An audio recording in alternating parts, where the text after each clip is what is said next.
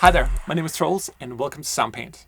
In today's video, we're going to go deep into our hybrid cinema voices designs. In Soundpaint and with ADO, we have the most extensive collection of high-end cinematic effects in the world. We've done everything in that realm, and particularly in Soundpaint, we've curated thousands of sounds down to the most absolutely best sounds when it comes to impacts and boomers and downers and risers and whooshes and whatever. Long story short, we've been there and done that and then some. As an instrument maker or a digital luthier, one of the greatest joys is to see our instruments go out in the world, and sometimes luckily enough to some of my musical idols and heroes.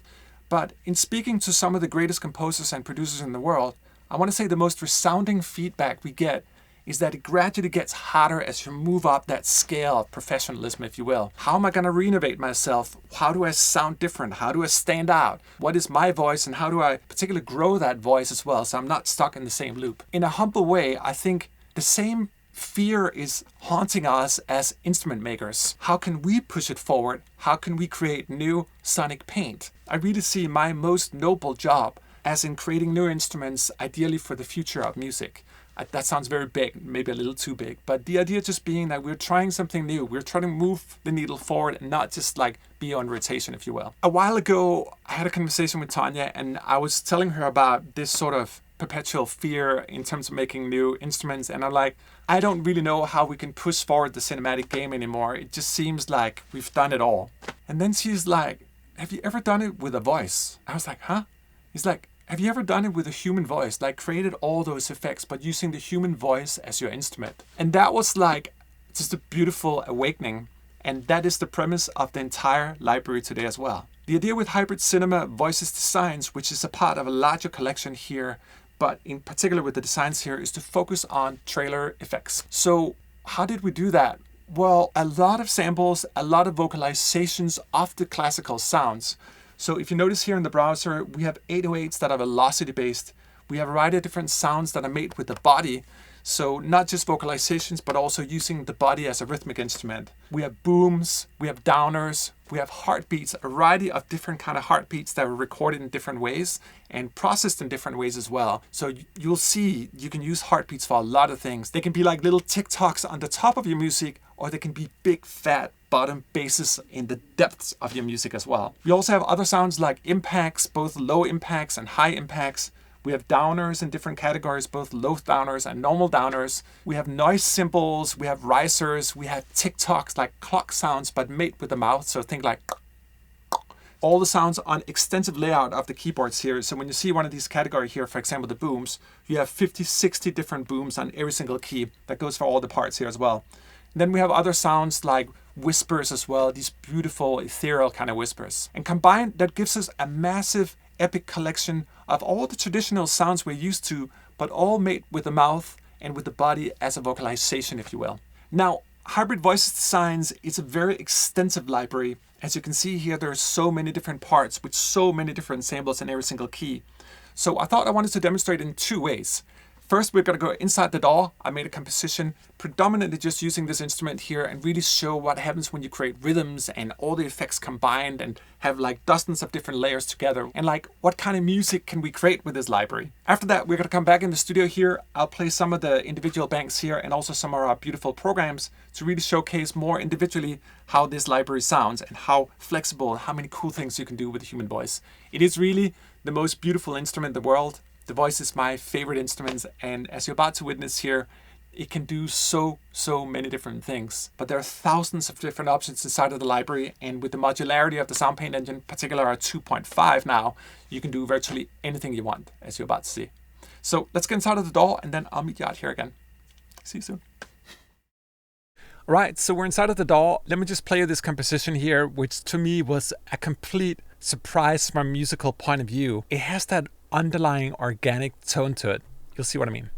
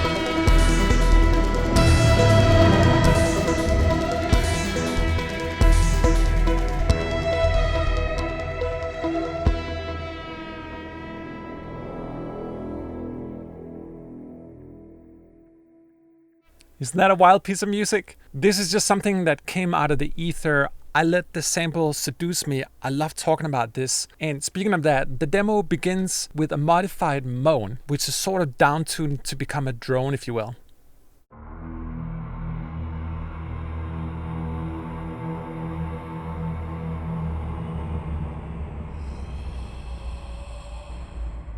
And when I say moan,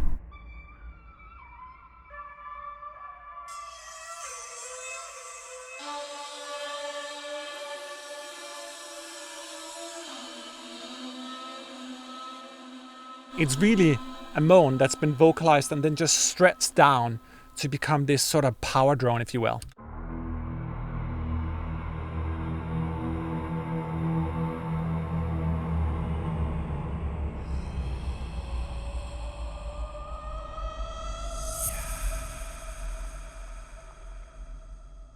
In this part here, you'll notice that there's both whispers and all these sort of vocalizations. Wow, and yeah, all these kind of non-tonal whispers. If you look on the keys here, you have individual cymbals on every single key. Let me just play some of the whispers here.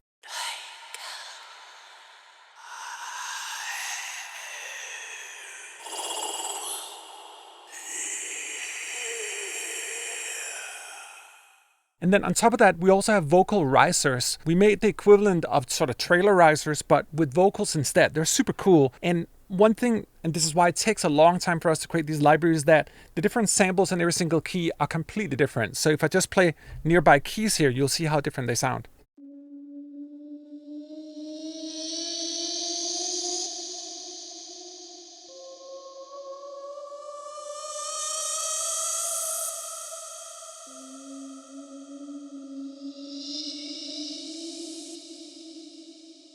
And you can hear it, there's a lot of reverb. I'm using our granular rain delay here, but if you listen to this in a coarse state, they're more dry. So they're super cool to sort of create that sort of rising motion. If you want to control the length of them, just use our time module here. Listen to the normal speed here. And then speed it down.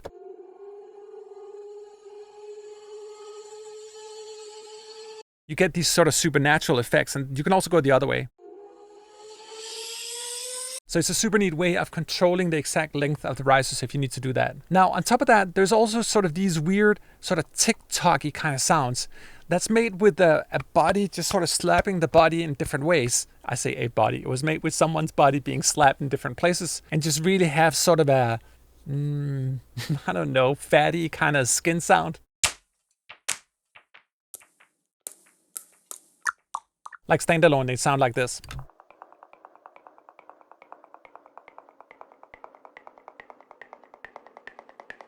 And I like to make my hybrid program so they're as flexible as possible. So for example, we've got filter here.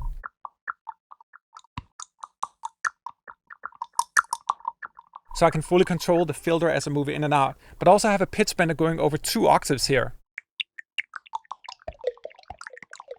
giving me more control over the sound. So I created sort of tick-tock sounds out of these little vocalizations here.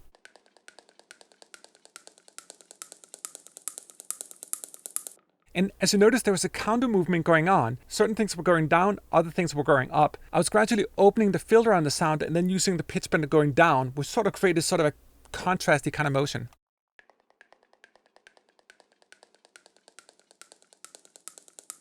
And then there's this mean 808 thing going on.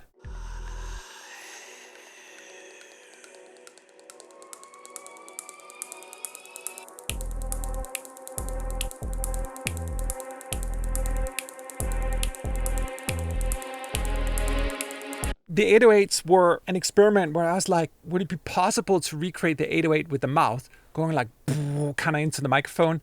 And Nika did such a beautiful job in the way she vocalized all these things. Just so pretty. Like, check this one out here. That's made with the mouth. It's an insane sound.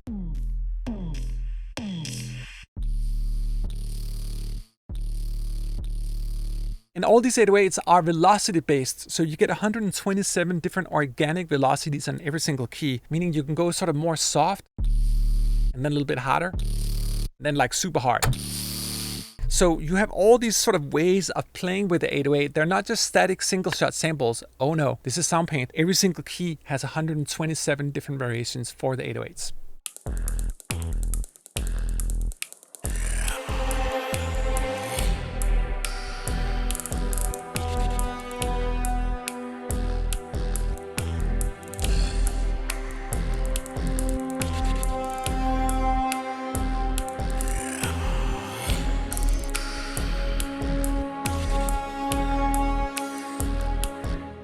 You hear in trap music commonly when the hi-hat is going like making all these sort of kind of different starter effects. I just did that with body sounds instead to mimic that 808 hi-hat.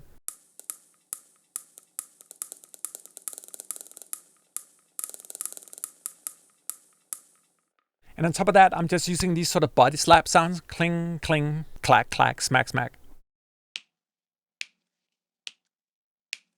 And you'll notice, even though we have dozens of samples for every patch here, that sometimes I like to keep it around like just 2-3 different ones here to create a little more of a monotonous feeling. Sometimes we don't want to have too much round robin, but sort of in between. I like to have a little bit organic with a little bit of variation, but sometimes it's also totally okay to be straight on the grid here, just with a couple of different sounds.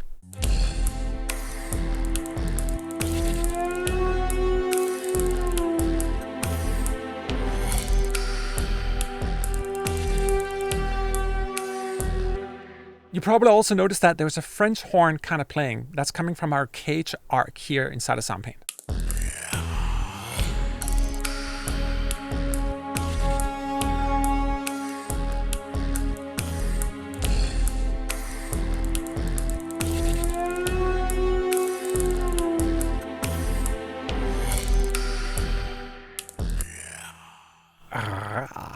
Now, for me, because we're inside of Soundpaint, I like to sometimes take natural instruments and push them a little bit. So for example, with the horns here,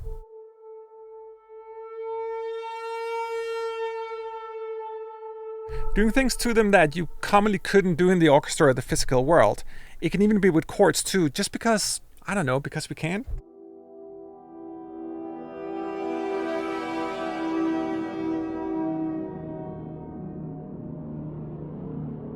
You know, sometimes just bend the sounds. You're gonna see a lot more of that coming with Adastra as well, our upcoming next-gen string library, where we can totally have a totally realistic ensemble, but because we're in Soundpaint, we can also mangle it into something new. We can synthesize it, find that twilight zone between hybrid and realism.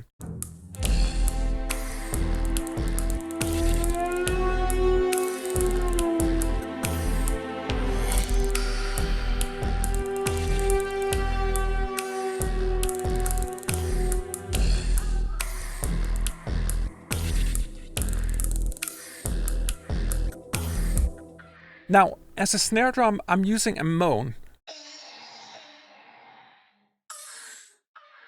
I thought it had the most beautiful sort of piercing kind of quality to it. And you don't really notice that it's a moan. Like if you play with time on it, for example, you go down. Such a cool sound.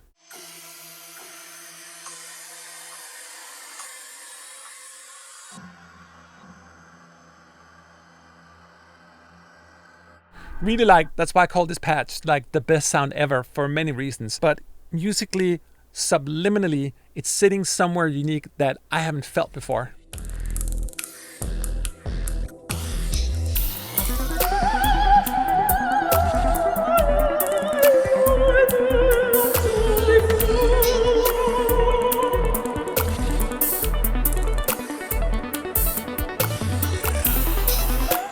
Beautiful organic analog arpeggiations. Fucking love it. This part here, I thought it was interesting to sort of put two aspects of the human voice in juxtaposition. We have a new opera library coming out called Maria, and that's where the sort of soprano operatic voice is coming from, playing a new form of legato. But I'm also using moans on the other side. Let me just isolate the moans so you can really see what I mean with it. It sounds weird and strange that you would have moans in opera, but for me, there are two beautiful parts to the human voice. Again, another twilight, but some of the prettiest sounds in the world.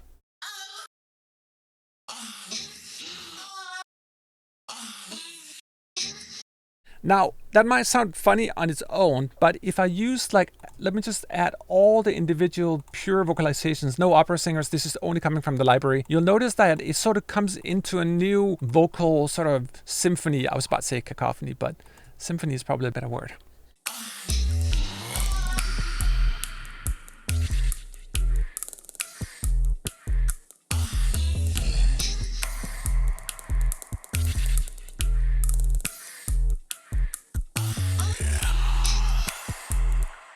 I just think it's the coolest shit. And you combine that with an opera singer and all of a sudden you have this new sort of juxtaposition.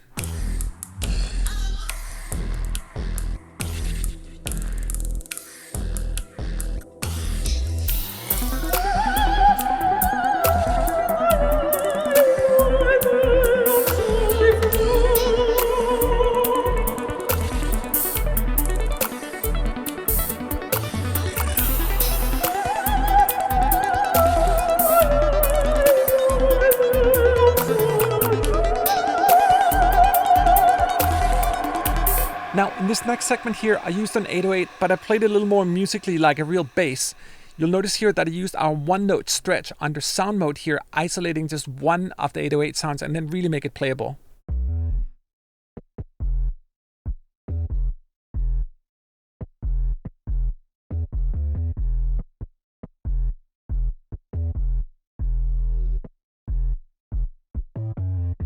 Oh, that 808. I just love it because it's so playable, and I designed it that way just by isolating the note I really like the most and then added like a filter and then a distortion after the filter.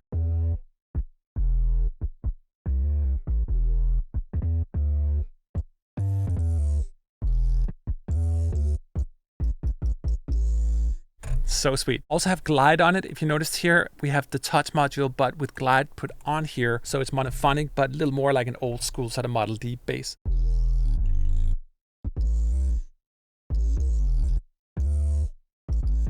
And then we got these beefy booms. I'm gonna demo them more once we get back to the studio, but just to show you quickly here, unique booms on every single key. Very powerful.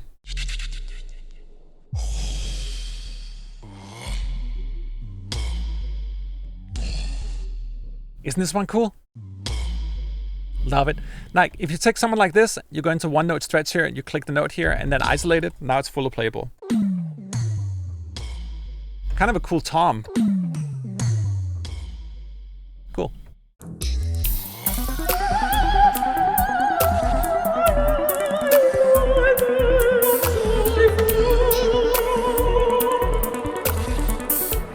Underneath it all, there's a little bit of a sort of looming string feeling coming from our Daster strings here. I can't quite reveal it yet, but just a little bit of a taste here from our sustains and tremolos, just sort of filtering in and being played somewhat synthetically.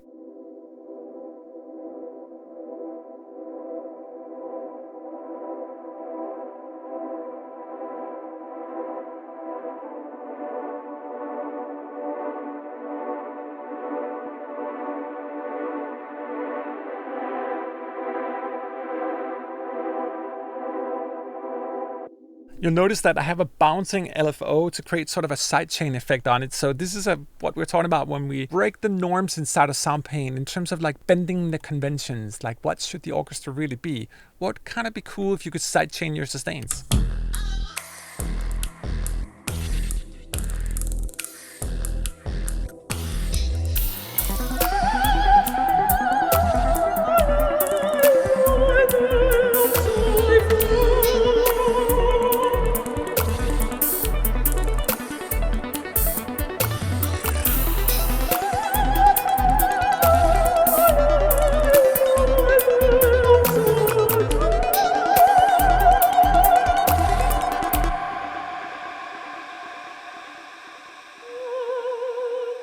Now, that beautiful opera voice is not coming from Hybrid Cinema Voices Designs. It's coming from a new operatic soprano library called Maria that's coming soon for Soundpaint. I probably shouldn't go into too much detail, but just if you look here at the art list, you'll get an idea about how many different parts, deep sampled, multi-sampled parts we have in this library here, including some phenomenal legatos.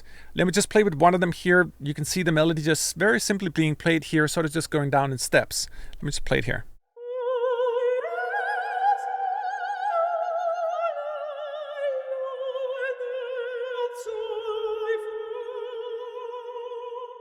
Oh yeah, it's real. You can play it polyphonically as well, which is kind of wild to do for opera. And I'm not playing it polyphonically in the demo here, but just to show you.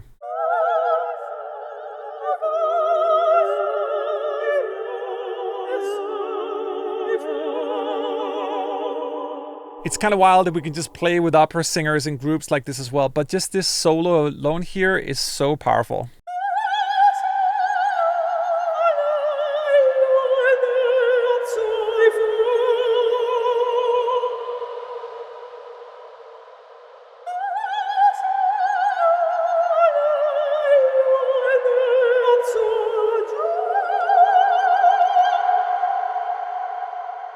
And then I'm also adding a little bit of drum spice coming from our Pop 40 library called Post.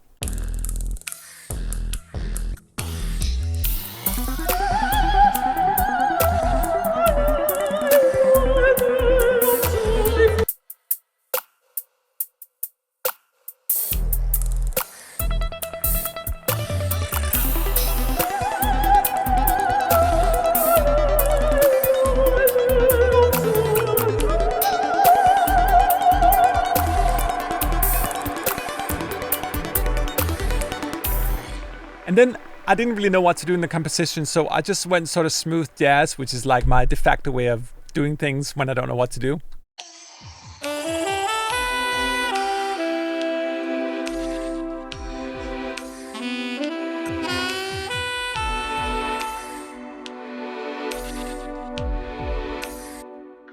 And you can't go wrong with our Spectralio saxophone, one of the most nimble saxophone instruments I think ever created virtually.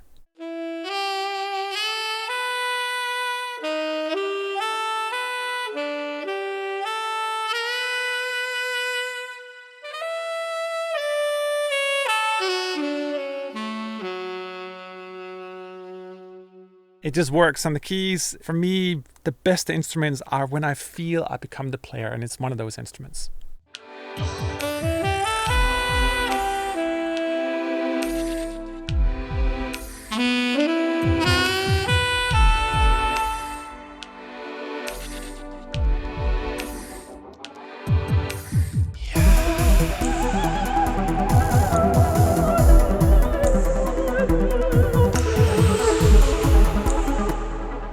I love this last part here. It began with a red 522, ran through an auto compressor, and just with this delightful sort of organic analog sound.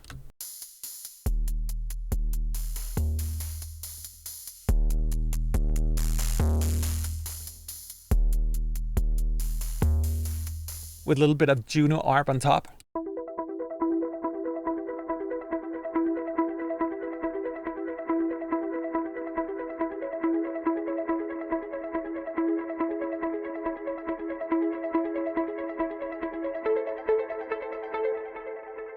We have two synth libraries in Soundpaint where I just love the arpeggiations. Well, there's more than two, but there's two I'll always come back to. It's the Juno 60 and then it's our Palindrome 2, both designed with arpeggiation and motion picture in mind. The Juno being the softer one of them and the Palindrome 2 being the harder, more modern one of them. But I think it's beautiful to combine the both. When we use old vintage synthesizers like the Juno 60, it just adds something new to the game, something fresh, even though it's old. But the sound is just so much more pleasant on the ear. And sometimes go back and listen to music from the past. I don't think it's just like retro nostalgia. I actually think some of the mixing methods, some of the production methods were better on the ear as well. The instruments weren't like taking up the entire frequency spectrum, but really played a unique role and really being sexy in that regard, the Juno 60 being one of them.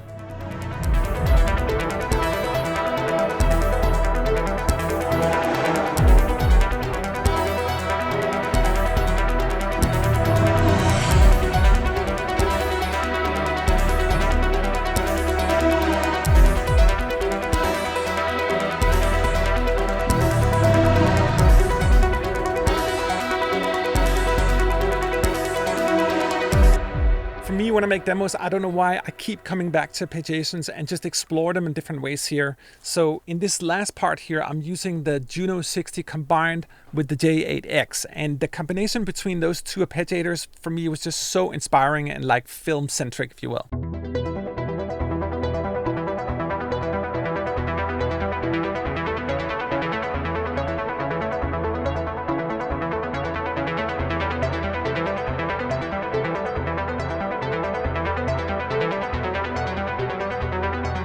Now, you might be wondering, like, why does it sound so real and vintage? And the reason is, it's because it is. When we sample these old vintage synthesizers, we employ what we call UDS, or ultra deep sampling, meaning that we go super deep, far deeper than any developer has ever gone down the synthesis of recording vintage synthesizers. So when we play with arpeggiations, we don't get the same machine gun sample every time. In fact, it's a new sample, just like in the old synthesizers. The voltage is running through the circuitry. It's just not the same thing. At any second, at any split millisecond, the sound is different. And we're emulating that inside of Soundpaint. Well, I shouldn't even say emulating, because it actually is like sitting with the real units here. I love the sort of juxtaposition of having the softer Juno 60 and then the J8X on the other side, providing a little more sort of piercing contrast to the softness.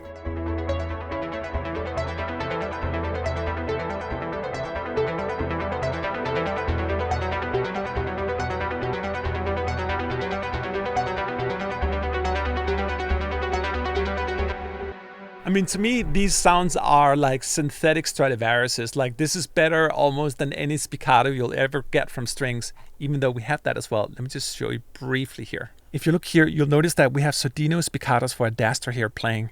Now, if I take a chord right now, it's going to sound like normal spiccatos running through an arpeggiator. But notice how I'm using the mod wheel here, and the sound gradually get more synthetic.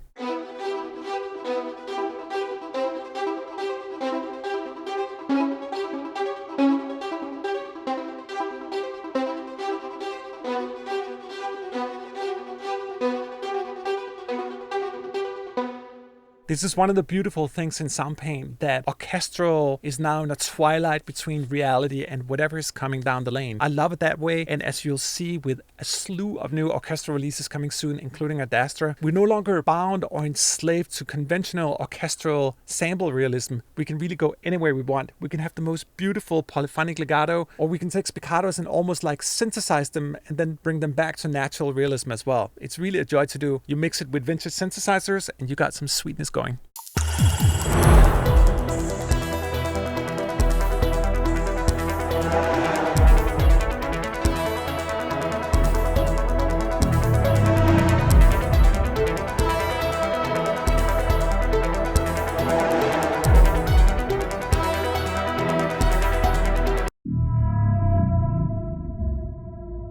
We'll come back to that sound. This is just one example of how good a single sound source can be inside of the library here. There are thousands of different sounds. This is just a single downer, but I'm going to show you that a little more in the studio here. I just love this particular sound so much.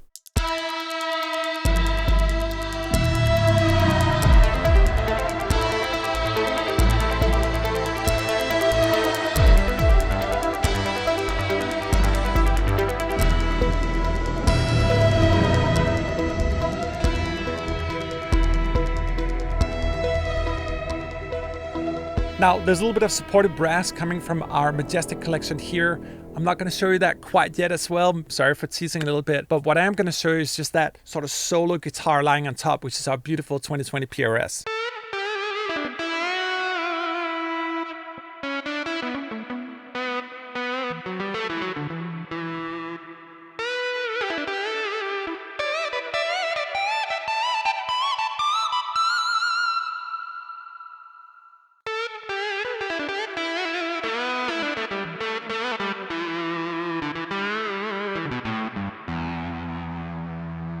It's so sweet. Again, 127 velocity layers, but on the PRS here, I'm going from mutes into open strings.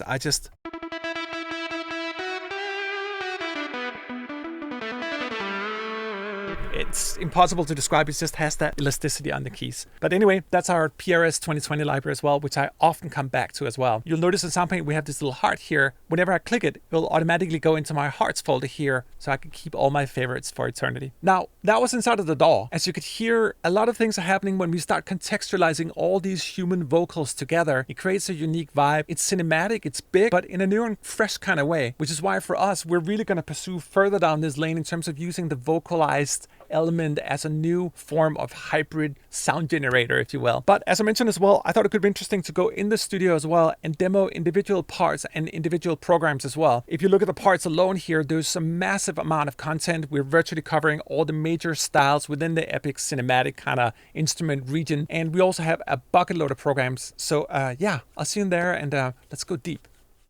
All right, so that was the music in the DAW. opera singers, moans, a beautiful sort of collage of different sounds. But I thought it could be interesting also to just show you more individually different programs and different parts and what it all sort of sounds like in a more sort of naked condition. So let's get into it here, starting with the first program here called Both Ways.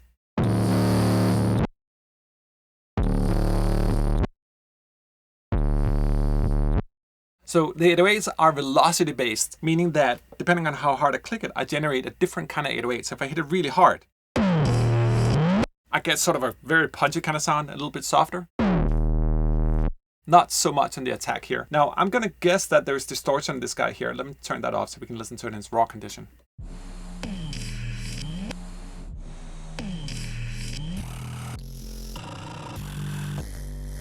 You can just hear it's all like kind of 808s weight with the mouth here. So it's just a fun way sometimes to reverse sounds. Here's another one using filters also on the 808s.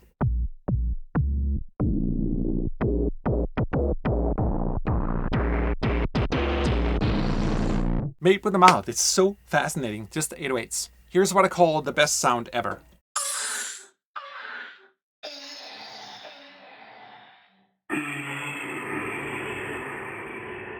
Now, if we take a sound like that and apply time to it, let's try to stretch it down a little bit here.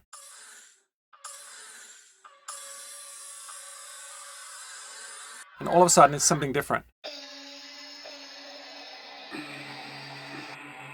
You heard a little bit of that in the intro of my demo as well. And if you add like, I mean, we can do a gate to it. That's sort of the easy thing to do.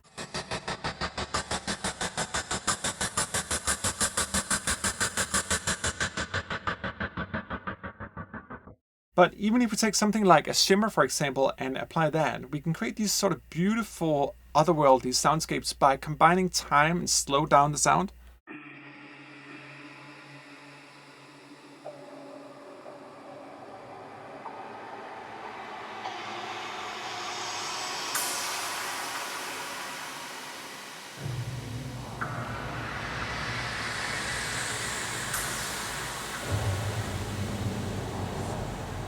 Now, because we're in Soundpaint, we can also morph between sounds. So in this next one here, I'm taking the low downers and the booms and then morphing between them. And you can do that so easily. Just drag in 2 parts, morph, and have fun. Let's see what happens.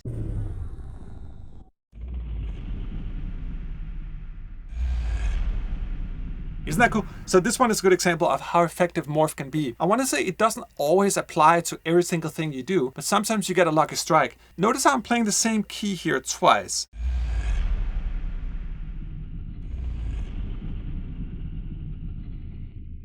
Two very different sounds being morphed. This next program is called Boom Time, and I took the booms and then I applied our time stretcher to them here, and that's a phenomenal combination.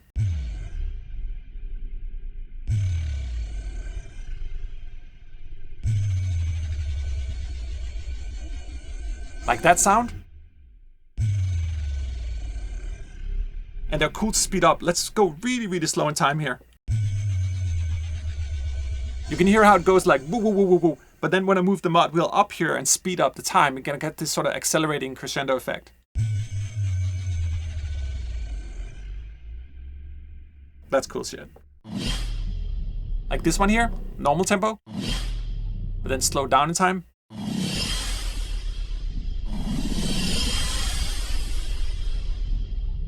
So cool.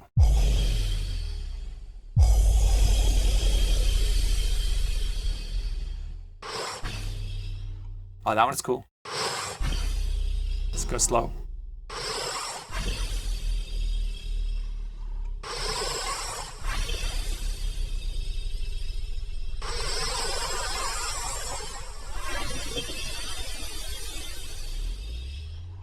I sometimes feel with Soundpaint that I'm inside the Matrix. Do you remember that scene with the toilet where he goes like, you sort of see into his mouth? It's that kind of sound.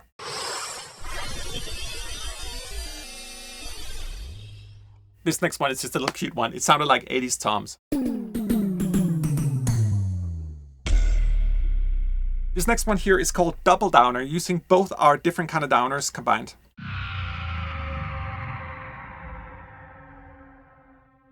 This is a really good example of a sweet spot in the library because it's organic, it's alive, but it's also just cool. It has that sort of next-gen trailer kind of sound.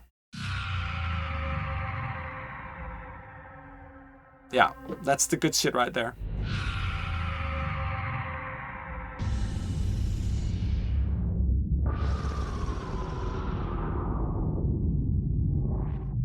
Here's another combo for you called double impact, combining both impacts and downers together.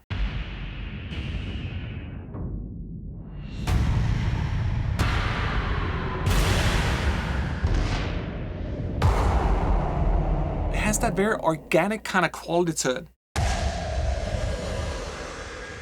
You're in the throat of a human being here.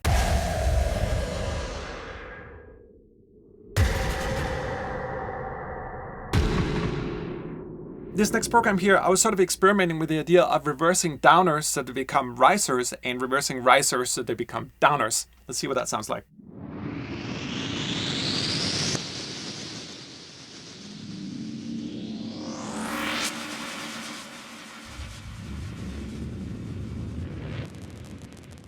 Ooh, that's kind of nice. Sometimes, like happy accidents like this one here, that little click in the end,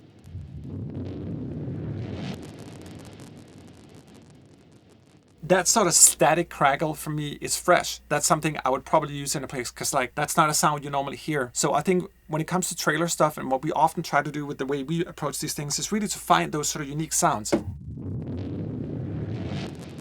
Like that little, like that's something fresh. I haven't heard that before. That's how we like to roll. Here are the dual whispers, both going forward and backward on the whispers at the same time.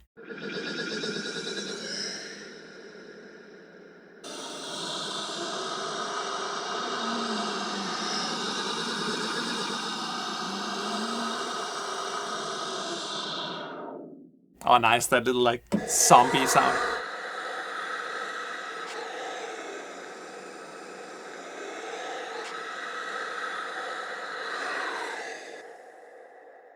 Now, these are -12 on the pitch. Let's try to set them to normal pitch here. Check.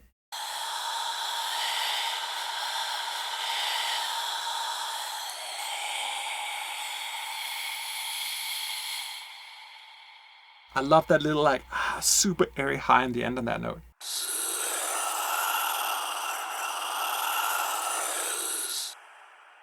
Let's take and throw some time on that. I'm gonna click up here, so I'm affecting all parts here. Let's try to speed up the time on this one, twice as fast.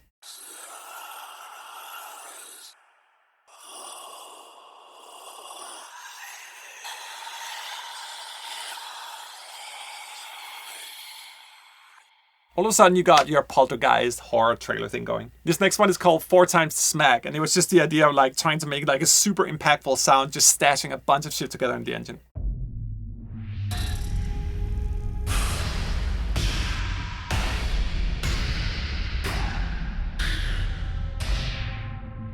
Oh, up here. Let me take the sound here, just this guy here. Right?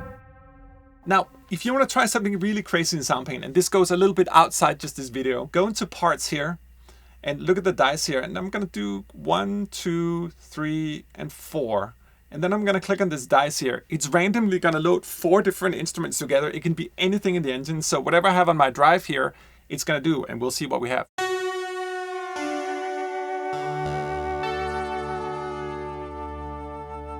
Okay, we have Juno 60 and soprano saxes.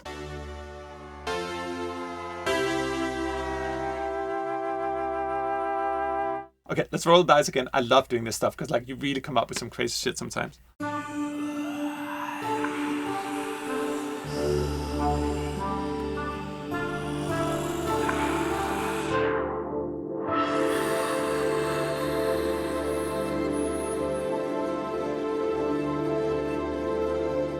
That is beautiful. Let me try to adjust that one a little bit here. I think this one deserves a little more reverb to it. Maybe a shimmer.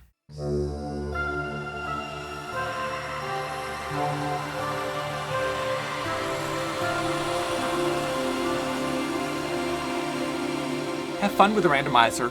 Roll the dice. Sometimes happy accidents happen. And it also gives sort of new life to all the libraries inside of the engine. Because we have so many different parts in the library, we also have so many main patches here. I'm not going to go through all of them because there are thousands of sounds, but if you take a single part like booms here, you'll notice that there are beautiful samples on every single key.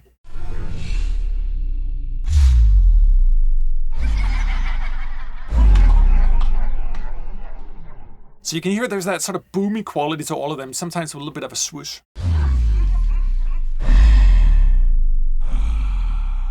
This one is so cool. And a little bit of extra processing as well. So it's not always that these are just vocalizations, but they're also processed vocalizations. Let me take another one, for example, like the main cymbals here as well. Love this one here. Almost has a little bit of that sort of Vangelis kind of sound for some of his percussive rhythms.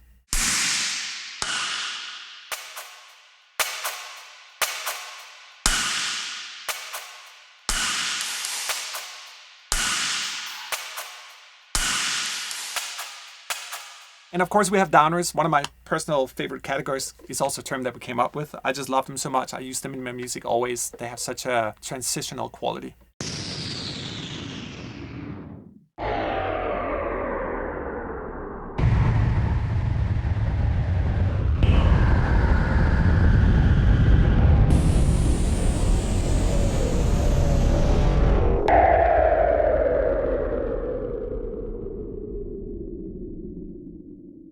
And when it comes to the heartbeats, we chopped up every single heartbeat on the keys here. So there are different samples. So think of your round robin laid out on the keys here.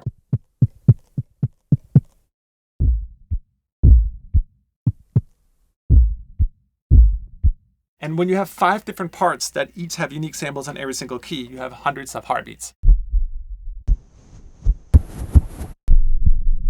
And when you have 4 parts of heartbeats that have unique samples on every single key, you have hundreds of different heartbeats. And they're just so much fun. Just because they have so many kind of sonic qualities to them. And some of them are dirty samples too.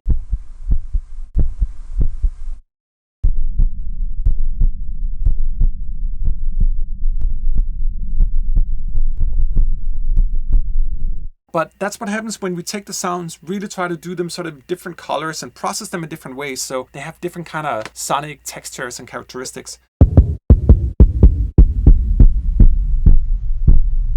You know, there's a lot of sort of sonic possibilities in the sound.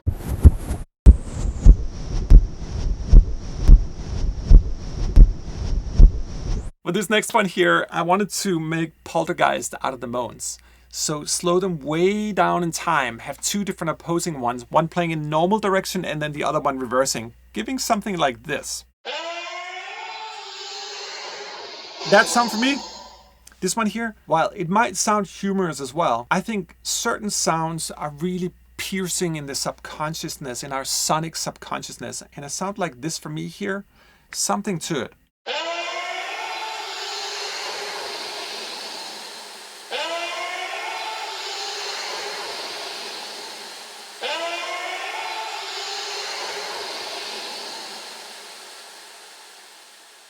Because there's such like unique vocal distinctions here, like you'll hear something that goes tonal and then it becomes almost breath-like.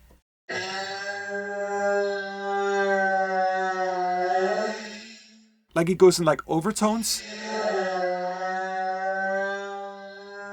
It's the type of sounds that we can't just vocalize in like normal ways. So sometimes we have to look to the extremes. And for me, as the voice is the most pretty instrument, sometimes even when we're not making music, we're making the sweetest music of all. I think this is just so beautiful in its own sort of profound way. To me, this one almost has a little bit of a pan flute kind of attack to it. You'll notice up here that I used 1 note stretch on it here and then just isolated this single note here. Let me just hear how that plays as a pan flute.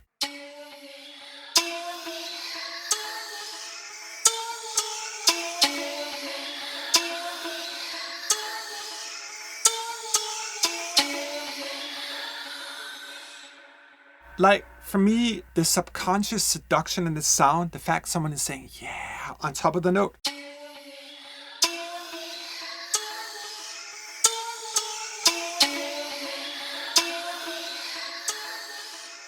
has a sonic, subconsciously seductive kind of quality to it. The arpeggiator can also be our friends. For example, check out here what happens when I use it on the noises.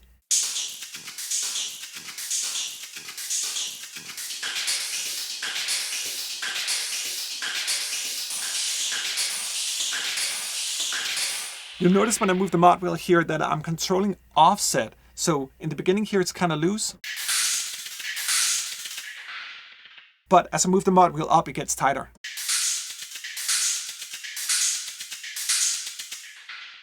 Now, because we have 2 octaves on the pitch bender here, we can easily move into higher realms.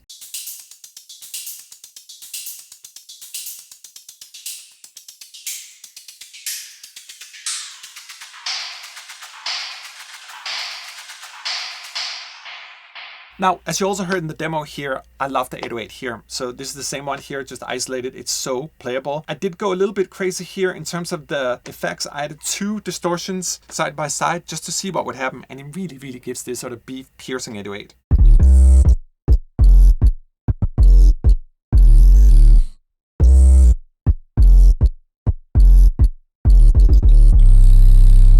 And the velocity bass is just so cool.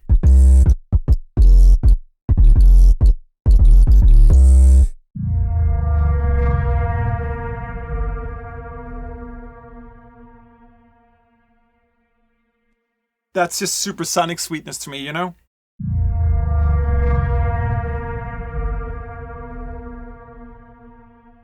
Between the known and the unknown aspects of the human voice, and try to recreate all these famous kind of sound designs, but in a new and organic way. I mean, this sound alone.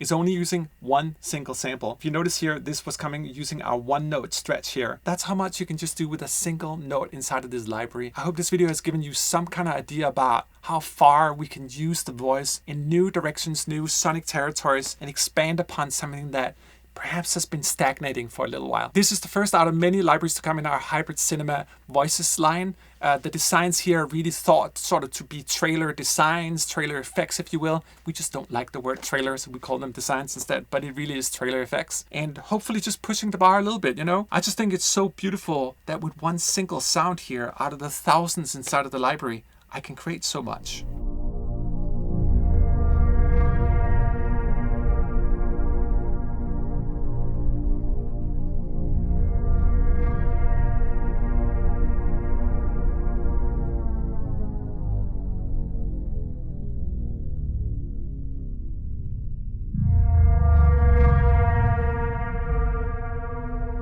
What do you think?